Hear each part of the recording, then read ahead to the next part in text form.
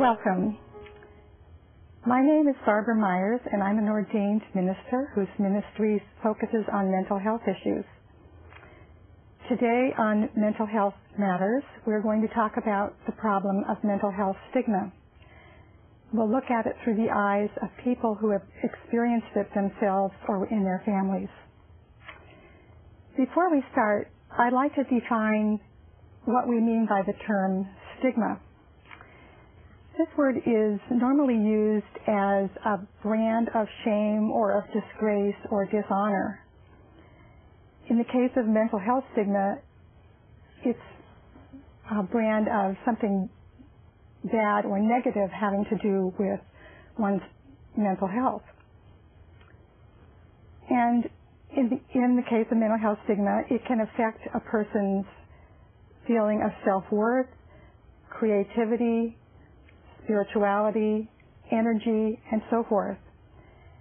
And tragically, it often prevents people from seeking treatment, so that there's a lot of unnecessary suffering that happens. And because of this, it just damages society as a whole. Now, lest you think that people with mental health problems have nothing worthwhile to offer to society, I'd like to point out that each of the art images that you saw preceding this show and the music that you heard preceding the show were painted and composed by artists who had mental health issues. These extraordinarily talented people have offered much beauty to our society, and we should all wish to encourage this kind of creativity that they experienced. It's the goal of this program to address the problem of mental health stigma and thus enrich our lives now and in the future. My guests today are two people who have experienced this issue from different perspectives. First, I'd like to introduce Liz Riedensdorf, who's experienced mental health issues from the perspective of a family member and also perspective of a provider of mental health services. Welcome, Liz. Thank you. Next, I'd like to introduce Stephen Buchholz, who has experienced mental health issues both as a person with the issues and as a provider of services to people with the issues. So welcome, Stephen. Thank you. Before we tell our stories, I thought we'd start by defining some of the terms that we will be using during our program. You probably have noticed that there are different terms for defining mental health problems. For example, mental illness or mental disorder, mental health issue, mental health problem. Those sets of words have all been used from time to time. And another example is the use of the term referring to the person who has the mental health problem. You may have heard the word consumer or client or patient or even psychiatric survivor be used to refer to someone with a mental health problem. Often the use of the terms that we use can affect how we see those who are ill and their family members. Stephen, can you tell me what terms you prefer to use and why? I tend to lean away from using mental illness as a term because the connotation is that I have some sort of disease that can't be cured. And for me, I use mental health issues because it has a sense of being more integrated into who I am. It's one aspect of who I am.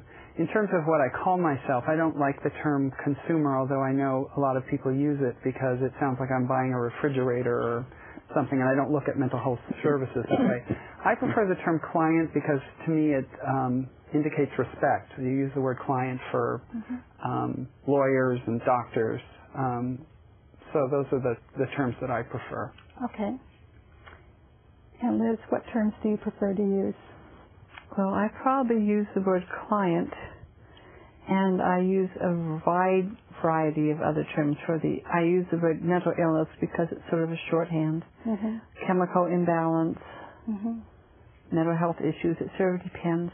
I'm flexible. Okay. Well, in this show today we'll be using the terms that we're comfortable using. I myself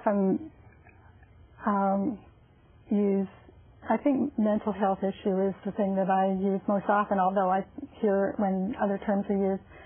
And I refer to myself as a consumer because I am a consumer of mental health stories as well as other things. So I refer to myself as a consumer. Okay, so now we'd like to hear some about your story of how you got to be here and how you have experienced mental health issues and in particular mental health stigma is what we'll be getting to later on. So first I'll let Stephen talk about his experiences. Well, usually when people ask me to introduce myself in mental health settings, I do two introductions, and one of them is a mental illness introduction, and the other is a mental wellness introduction. So I can start out with the mental illness introduction. I'm diagnosed with bipolar disorder and borderline personality disorder. I've also been diagnosed with dissociative personality disorder, dependent personality disorder, narcissistic personality disorder, and I created my own diagnosis called compulsive self-disclosure disorder.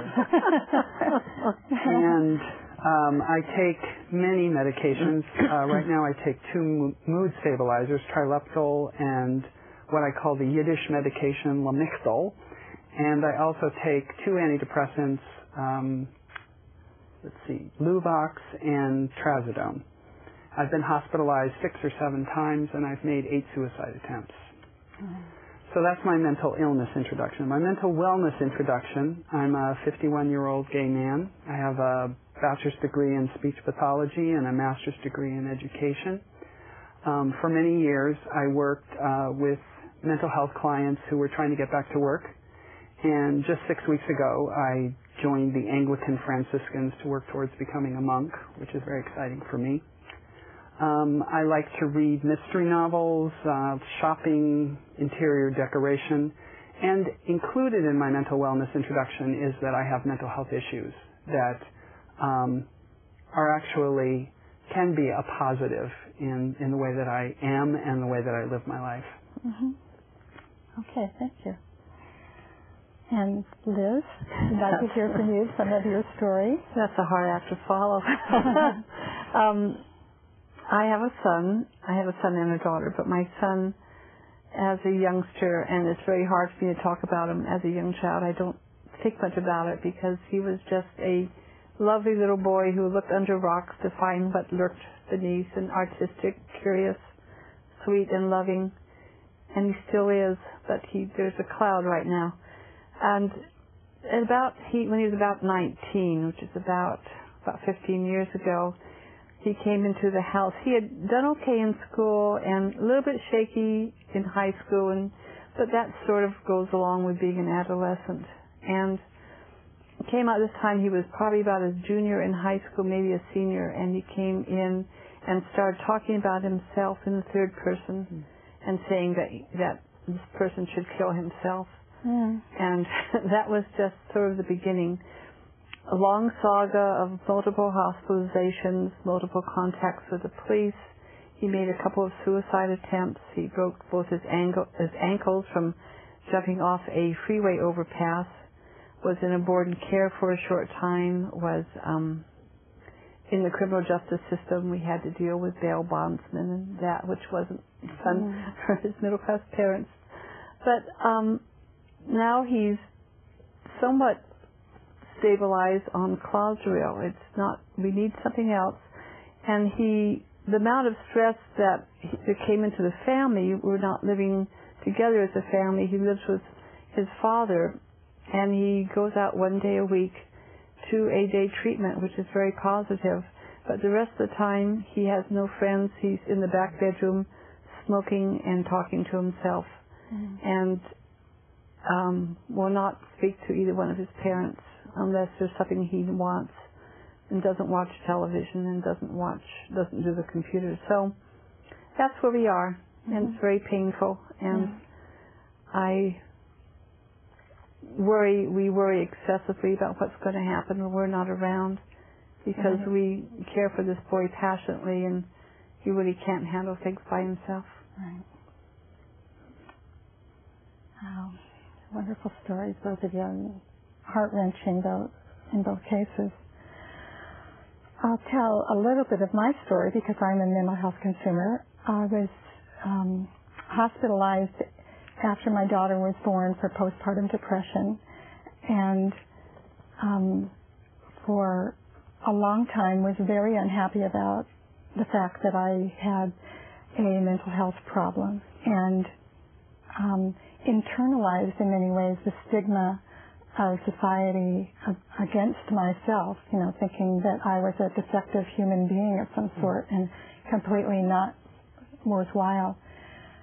And it was only after I got a lot of therapy and was very motivated to try to change the way I thought of myself that I was able to turn that around and see that I have a lot to offer the world, and just in the terms of knowing that they aren't worthless human beings, that they're all beautiful people with all wonderful talents and things that they can offer to the world.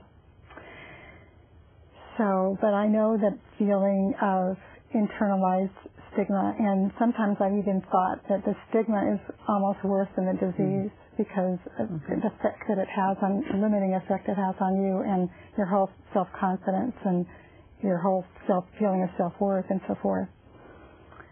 And I'm very grateful that I've been able to get over that for the most part myself. So I was wondering if I might get some examples from each of you of how you might have experienced stigma and what it was that helped get you over it or helped get you through it. An example, when we talked about what we might talk about today earlier, I remember very clearly being in a subacute care hospital in San Leandro, and there was a psych tech, a woman who was not very nice, and she would constantly talk down to me and very parental, and I was probably her same age. And one day I said, "You don't have to talk to me like I'm a child." And she said, "Well, then what are you doing here?" And I found that very, very hurtful. Yeah. And I said, I'm not here because I act like a child. And I don't think that's very supportive. The other thing is, what I experience more is people who have no idea that they're stigmatizing. Just recently, a group of people that I know who I care about very much, they started talking about people that were crazy, and they were talking about this one woman, and they were saying that, she's a raving lunatic, and they described her behavior, and what I told them is that I have those same behaviors, so when you say those things, you're actually talking about me, and that really hurts me. But the terms, spinning their fingers around somebody and around their head and that kind of thing is very hurtful. Right. And some of it I think you just pick up and you don't realize that you pick up. And I think the internalized stigma is something that I can really identify with because, I had a career as a teacher and I found myself, I thought I was very creative, and then I was diagnosed, and a lot of the things that I thought about or talked about in terms of my prayer life or whatever was labeled delusional. And so I decided that I wouldn't do any of those things because of that label. And when I would talk about those things, I was afraid that people would see me as crazy.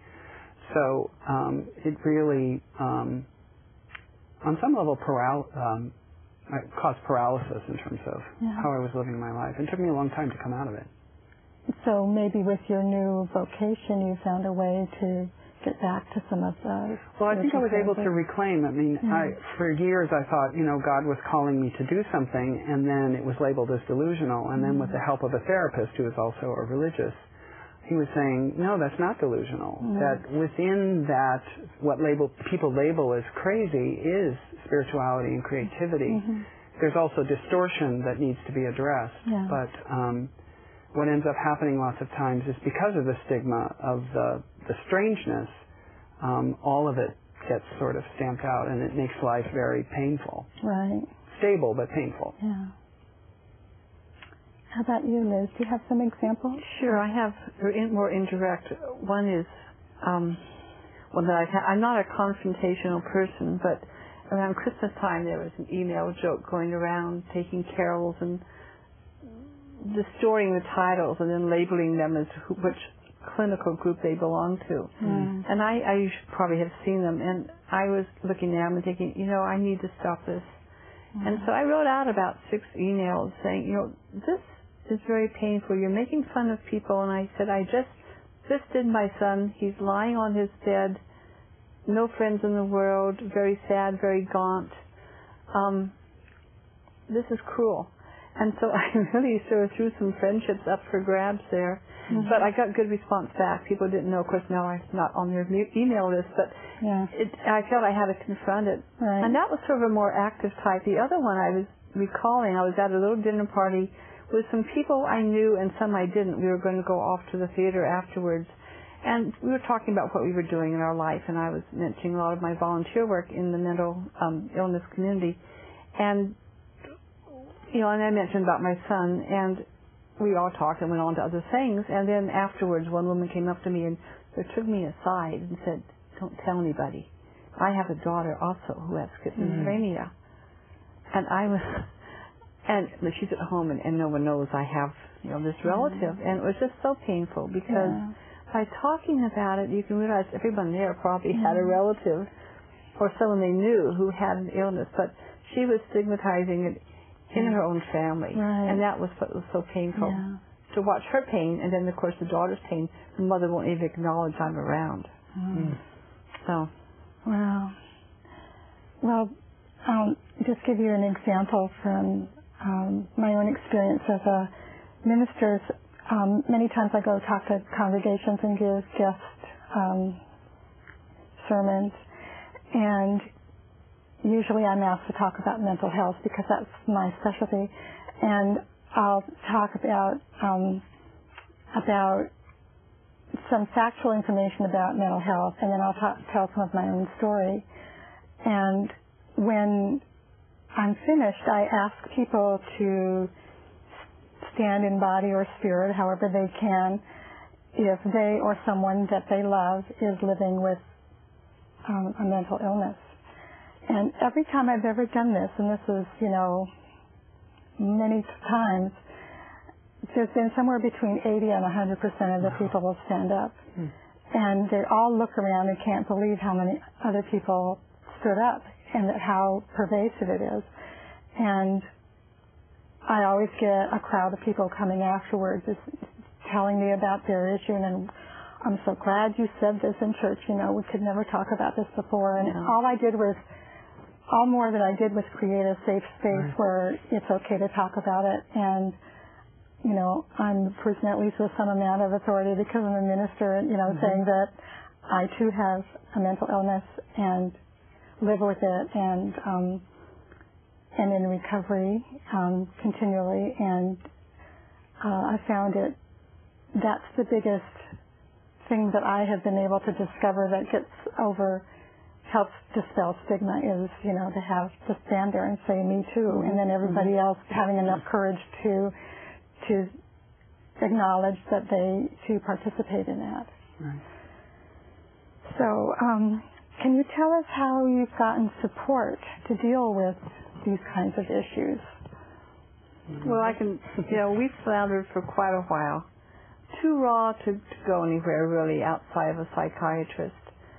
And then, of course, we have the very common issue about medication and compliance, not wanting to take medication because why sign yourself up as a young person to take medication the rest of your life? So even though I was a psychologist in my other life, I was very naive about this all. And so I look back at myself and go, but I called, I think it was Highland Psychiatric Board, and I had known, if you have an animal that's ailing, there are ways you can get medications in them. There's all sorts of tricks of the trade.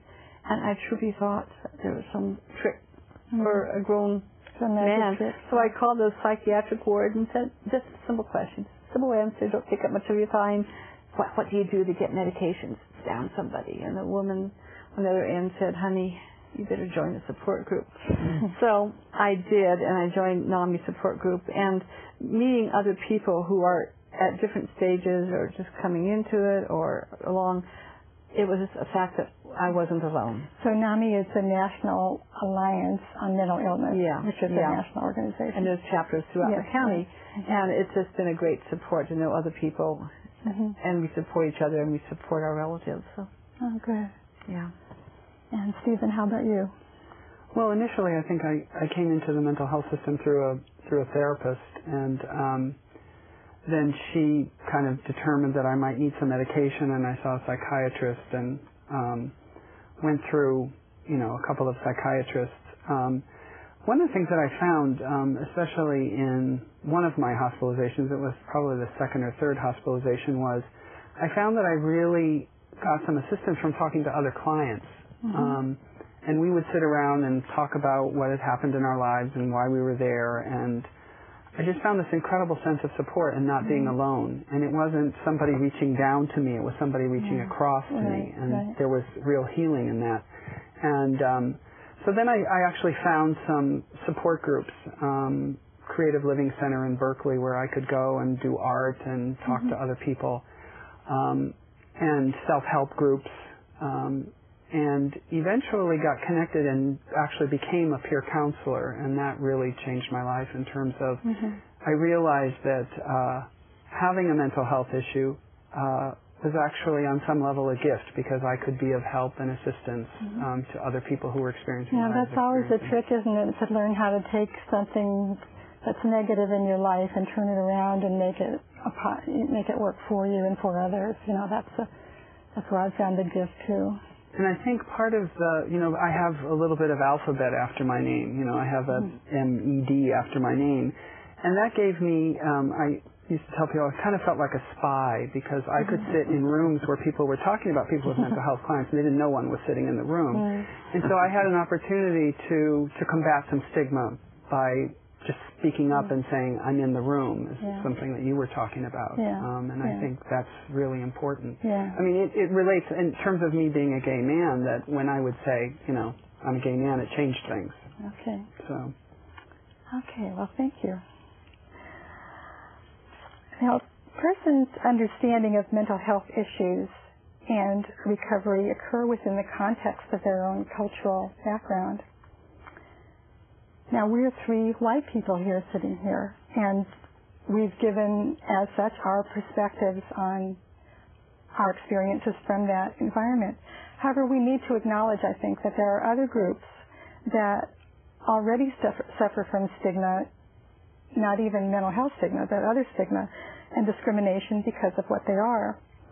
Examples are people of color, seniors, people who are gay, lesbian, transgender individuals, and so forth. Now, mental health stigma would be another layer of stigma on top of what they already feel, and it can make it even more difficult for them to be treated well. Fortunately, there are some mental health support groups that specialize in particular racial or cultural areas that can be very helpful to others in the area. I'll now offer a challenge to those of you watching this broadcast. Think of what you can do to lessen the problem of mental health stigma. It might be a change in your own thinking, or in changing of how you view yourself or others, or maybe contacting a support group, or taking some other concrete steps or actions in the community. I'll leave you with that open assignment. If you would like to explore the problem of mental health stigma further, Alameda County has an anti-stigma speakers bureau which sends people out to different organizations to talk about mental health stigma. You can contact the Alameda County Behavioral Health Care Services for more information or to schedule a visit from this group. In summary, mental health stigma is harmful to individuals, to families, and to society as a whole. I hope that we have shown you that there is hope in addressing the lives of those affected. We do not have to suffer in silence. In fact, society as a whole will be better off when this problem is dealt with. If you or your family has a mental health problem and want to contact a group that will be able to help you, here are some phone numbers. In many cases, it may be possible to request a referral to a group or service that specializes in a particular ethnic or cultural group. Mental health services can be contacted at a 1-800 number, 1-800-491-9099. There are people that can refer you to family support groups at 510-835-5010. And there's a suicide hotline at 1-800-309-2131. I'd like to thank our guests, Liz and Steve, Thank you. It's been a pleasure. for being with us. To close, I'll say, take courage, friends. The way is often hard. The path is never clear and the stakes are very high. Take courage, for deep down there is another truth. You are not alone. Thank you, and remember that mental health matters.